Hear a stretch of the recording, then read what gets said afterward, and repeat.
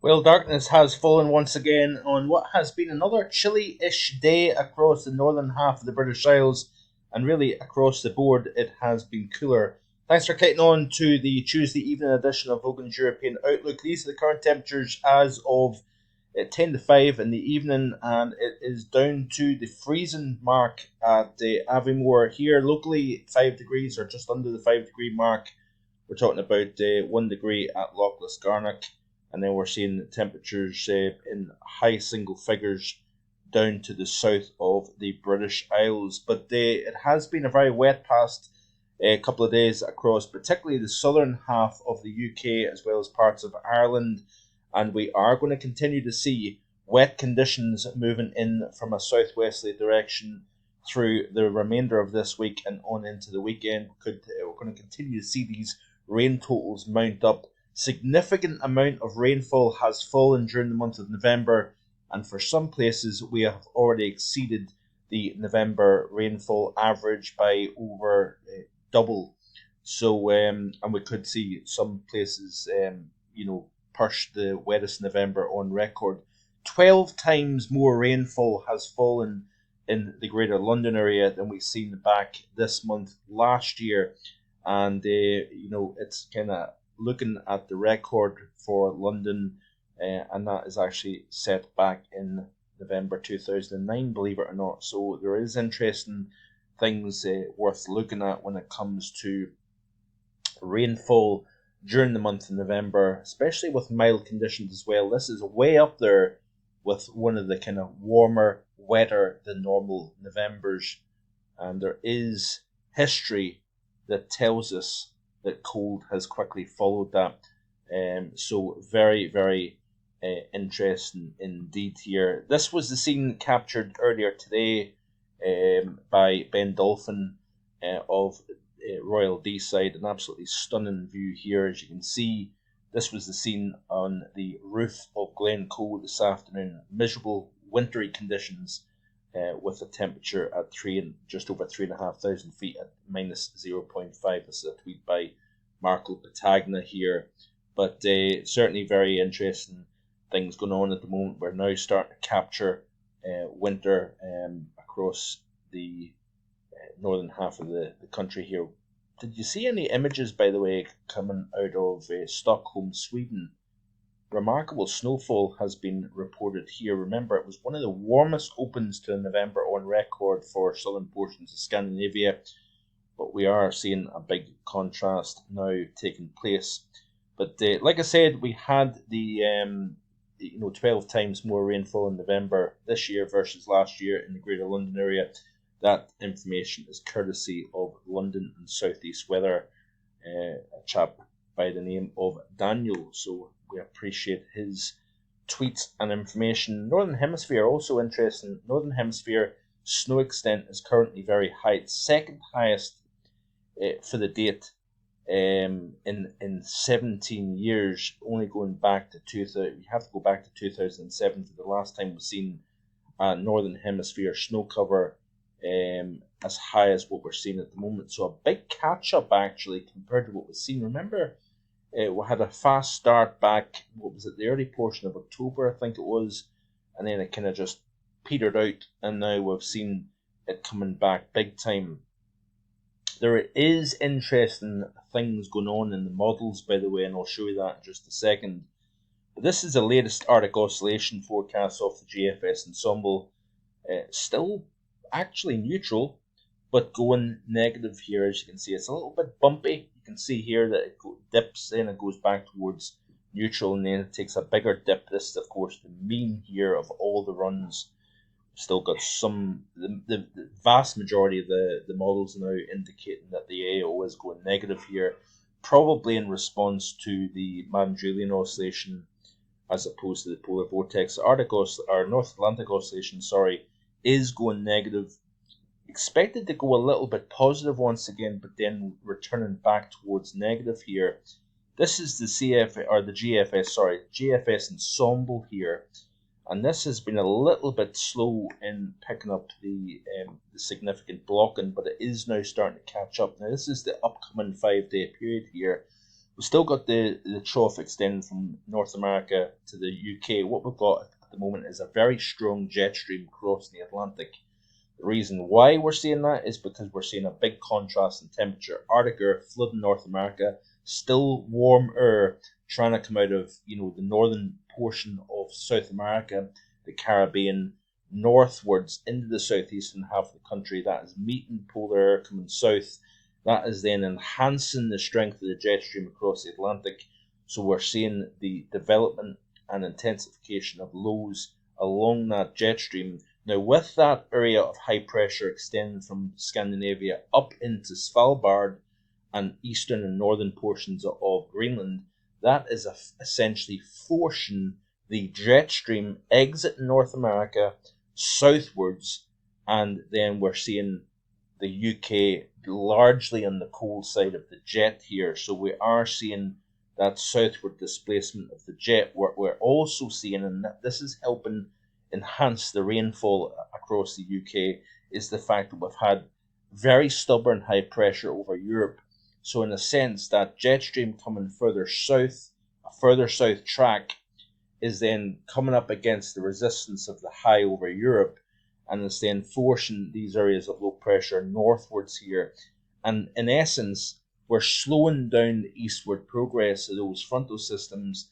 Therefore, we're seeing the rainfall heavier and lasting longer, hence why we're mounting these rainfall totals up here. So you get the overall idea. The seeds are being sown over North America. Europe is slowing these systems coming in from the west off the Atlantic, enhancing and building up the rainfall totals. And you can generally see the reason why we're seeing what we're going on at the moment. And by the way, we are going to start to see an increase in temperature as we go through towards the upcoming weekend. The reason why we're seeing that is because we're going to start to build pressure over the continent. It's going to then force the jet coming a little bit further south, and then it's going to start to kind of push the storm track a little bit further west. So as these systems come north, they're actually staying more towards the west of the UK as opposed to the east of the UK. Hence why we're going to start to pick up warmer air from the south and the southwest. As I play through this loop, now this, by the way, let's go back to the GFS. Let's stick to the point, Mark.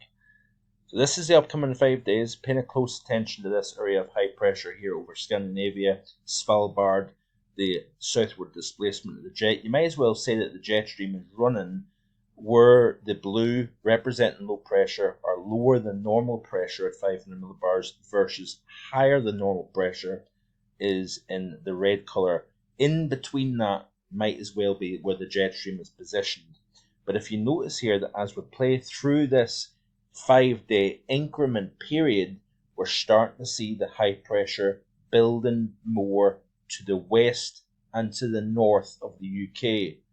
So we're then forcing and actually slowing down the speed of the jet stream. The reason why we're also doing that is because we're going to start to see the temperatures over North America rise. As they do, we're losing the temperature differential between the cold and the warm. Therefore, we're not going to have as strong of a jet stream rolling across the Atlantic. And we're starting to see the build-up of pressure to the north and to the west of the UK. That then opens the door to some interesting probabilities towards the start of the month, towards the start of winter. So, of course, while it's easy to get all excited and built up and start hyping the cold pattern, we still need to watch what happens. But we can see the seeds being sown here. The Mann-Julian oscillation, I'm going to have a look at that because I'm curious to see where that's going with the rise in the sinking air within the tropics. I believe it's going back into the West Pacific. We're also going to start to see upward motion, widespread upward motion over the Atlantic. Now, remember what happened back in September. We're seeing the uptick in tropical activity because the Mann-Julian oscillation was favourable over the Atlantic. Then we're seeing, of course, blocking. We're seeing a negative North Atlantic oscillation and the coldest second half to September since 2012.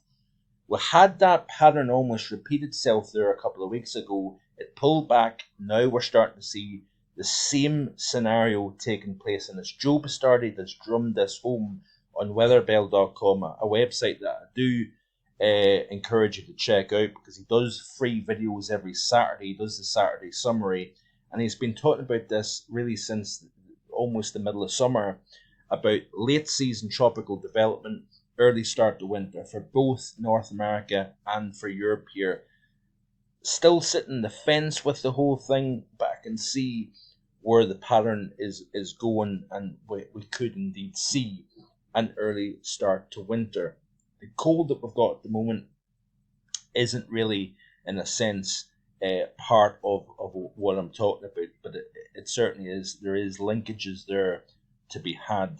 So let's have a quick look, and we'll go through these tweets here, because it is actually quite interesting, some of the stuff that has been coming up in social media today. This was the scene, by the way, in Stockholm in Sweden. An incredible situation here, compared to the fact that we had some incredible warmth to open the month. Look at the depth of the snow on that balcony. Just amazing how the weather can change so quickly. And we are still seeing record-breaking warmth across parts of northern Turkey, as you can see here, from extreme temperatures around the world. So there is still plenty of heat to be had. And then, of course, we've seen a dramatic turnaround over Germany as well. Some of the coldest temperatures for November in 10 to 15 years for both Germany and for Poland here. Dan Harris, Roost Weather on Twitter, quite clearly shows where 2022 is representing very warm compared to normal, and actually very wet compared to normal. And that certainly can be an omen for winter cold coming up. So we'll need to keep a kind of close eye on that as we go forward. I think that's actually all the tweets that I've got for today. So yeah, very quick look at the 850 temperatures off the latest shown of the GFS, because you can see here what's going on. So we'll build pressure as we go through the course of this week. We do still have systems coming in, bringing more rain to the UK, but as we start to build pressure over the west of Europe, we'll start to deflect that storm track just that little bit further west and north, and therefore we open the door to milder air coming up from the south. Keeping an eye, by the way, on the cold here. We continue to see with this Scandinavian blocking high, we continue to see this cold air cycling around that area of high pressure. At the moment, the UK is not seeing it. The core of the cold is kind of staying just on the other side of the North Sea. But as we continue to play through, and I've already showed you the evolution of the potential pattern taking place, look at this here. Towards the very end of the month, that core of cold off Scandinavia does, according to these models, is now starting to pick up on reaching the British Isles here. Then as high pressure in the mean starts to focus kind of to the west of the UK, we then could start to see cold air coming around the top of that in from the north and bringing us some interesting cold scenarios. We have a long way to go, folks. There is still more warmer conditions as well as wet conditions to come over the next 10 days or so, but there is reason to be hopeful that if you like winter, it may be just around the corner. Hope you enjoy the rest of your day, your evening, should I say, and please like, share, and subscribe to the channel if you haven't already done so. Thanks for watching. Bye for now.